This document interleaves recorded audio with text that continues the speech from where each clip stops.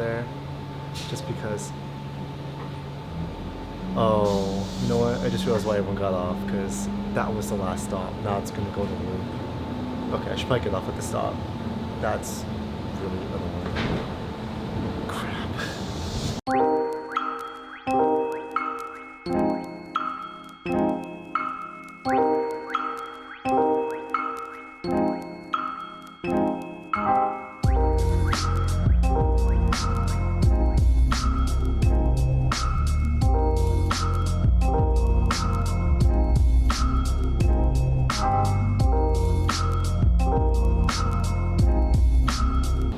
So I'm done with classes for the day, and I'm actually on the bus home right now because it's raining, so no boosted board.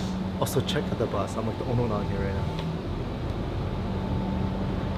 There's not a single person on this bus right now, which is kind of weird, but I'm gonna take it back and then head over to the gym. It sucks that I can't take my boosted board over there, just because. Oh, you know what? Okay, so I'm back from everything I need to do for the day. I went to the gym and all that, and now I actually want to do a story time today. Hopefully I'm able to do it, and in order to do it, I want to get someone's permission to talk about it, which I'm going to do right now. While I'm waiting for his response, I'm just going to prepare this story time right now, just because I feel like it'll be okay. I'm not going to mention any names, but for now, let's just call this individual's name. We'll call her Rachel. There's Rachel, and there's one of my friends that I'm not gonna say who, because I just want to, you know, keep them private. But yeah, it's one of my friends that are involved in the story.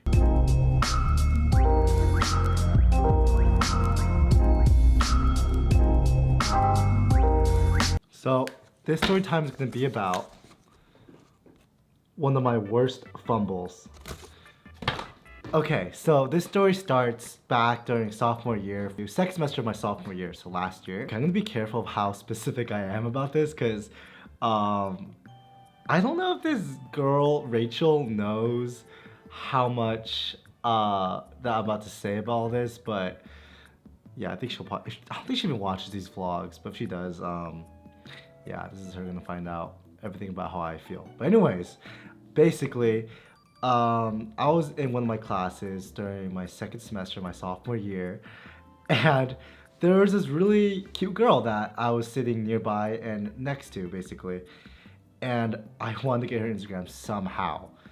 And I was actually, you know, a few classes passed by and I didn't really talk to her, but during like the third class, I think it was the third or second class, I eventually mustered up the courage to actually talk to her and like say, it was the worst way of talking to her. So I basically said this to her. Do you think this class is also really hard too? Because I'm actually really struggling with it. Like, I don't understand anything that's going on. Like, do you understand what's going on right now? Oh yeah, I think this class is actually pretty easy. I don't think it's gonna be that hard. Oh. And that's basically how my first interaction went down with her. And after that, we started talking for a bit and, you know, we started shooting the shit about the professor and how he was kind of a funky professor. But we just talked about the professor and we bonded over that. And eventually I was able to get her Instagram, which is super great for me. I felt so great after getting it. I literally went straight to my friends could be later involved in the story. I was like, dude, we are so back right now. We are back! We are back! I got this girl's Instagram. She's cute. We're doing great right now. Things were going great. After I got her Instagram, my ego was like all the way up here because after, I think anyone can relate to this. After you get some like pretty or attractive person's Instagram, your ego just inflates like crazy. And that's what my ego was like for the first couple of weeks. And I would always be looking forward to that one class because that one class unfortunately only met like twice a week. So I was always so eager for that class to come because that'd be the only time I would really hang out with her and talk to her during the time because I didn't really hang out with her outside the class until later. But yeah, that was basically the highlight of my entire week, just going to this class. Okay, if you guys haven't noticed by now, I'm a bit of a simp. So every time I'd see her during these classes, I would do whatever I could to like make an impression on her and just flirt with like in whatever way I could. Like I even bought her a birthday present like after 2 weeks of knowing her. 2 weeks of knowing her, I bought her a birthday present.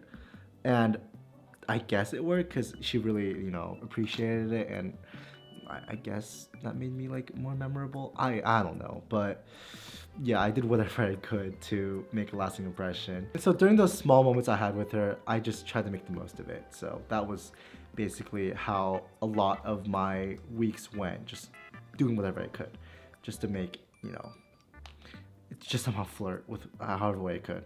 And now after like a couple weeks of that, I eventually got to text her a lot more and more, and we'd start talking a lot after that. Like I would spend hours on FaceTime with her, just talking to her, and usually here's where things get, a bit red flaggish, is the only things we would really talk about on the phone were about her guy problems. And keep in mind, I had a crush on her, so when I was hearing all that stuff, I was like, oh man, I'm not even like at the top of her mind, and I'm not in the running right now. I'm not even on the bench, so I was not happy about that. But I was still happy to talk to her. That's the part I was happy about. And then you could also ask Jay. I spent hours on FaceTime in my dorm when I used to room with Jay, just talking to her, and it pissed Jay off so much. I don't know if Jay's watching these vlogs, but he'll remember. Do you remember how many times I would FaceTime at night and like talk to her for hours? Yeah, I used to do that a lot. How bad was it? Roommate-wise, like, it was kind of annoying. But, like, it is what it is. Okay, that's all. But now flash forward to like the end of the semester where like things are starting to wrap up. I decided to hang out with her and the friend that I mentioned earlier. That I decided to all hang out with them because this is one of my close friends, and I want to introduce my friend to her because that'd be a cool dynamic to have. And I did, and we studied together one time. We all studied together. It was great, But here's where things got kind of bad, and this will be a bit of foreshadowing for later. But here's the thing: Rachel speaks Korean, and my friend also speaks Korean too. So they would have that, bond of just only talking Korean. So a lot of the conversations would only be in Korean. And if you guys remember from my last story time, the same thing happened again. That's a very similar theme going on. Yeah, and I think you guys can see where this is going. So yeah, after that, we hung out a couple times after that, here and there. We'd always like see each other in the street and like hang out and talk.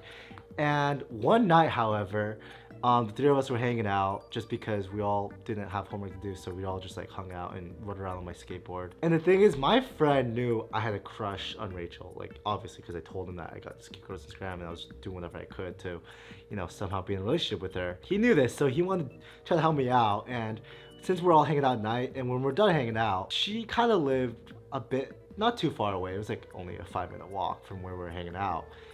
And my friend had the idea of, oh, you should walk her back. He said that out loud to like all of us.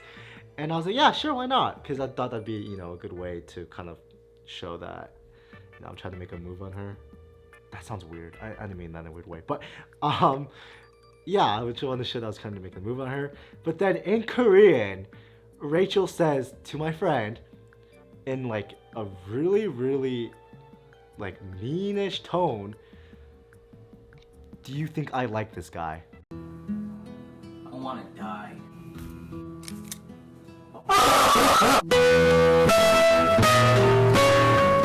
I'm just standing over here like a jackass, not knowing what she said. I'm like just smiling and like thinking, I'm like, oh, I'm about to walk this girl back. This is great for me. And my friend kind of makes this blank face, like, and I don't know what that meant. I ignore it, and eventually I do walk her back, and things all are great. And then I meet up back with my friend back at his dorm, and he tells me what she said.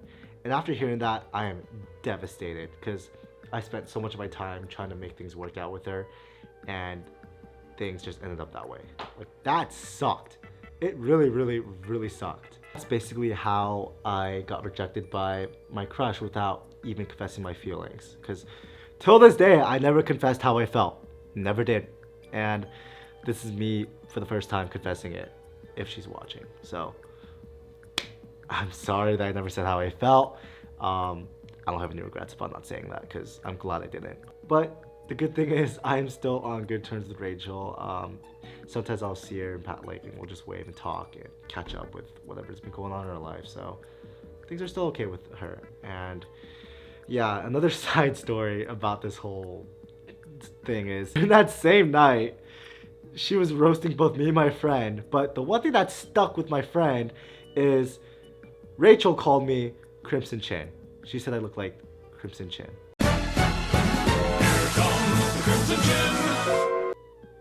And since then, he's been on about that joke. That has not stopped. Every chance he gets, he will call me Crimson Chin. Because supposedly I have a big chin. Do I have a big...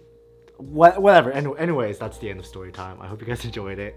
A different style of vlog. I really enjoy doing these story times. I'm trying to figure out more stories I can pull out from my life that are appropriate to share in the vlog. And yeah, share with you guys because these are kind of fun to do. But anyways, I'm gonna end the vlog here for today. I hope you enjoyed watching and listening to my greatest fumble. And I will see you tomorrow. Comment down below if you want more of these story times. Alright, see ya.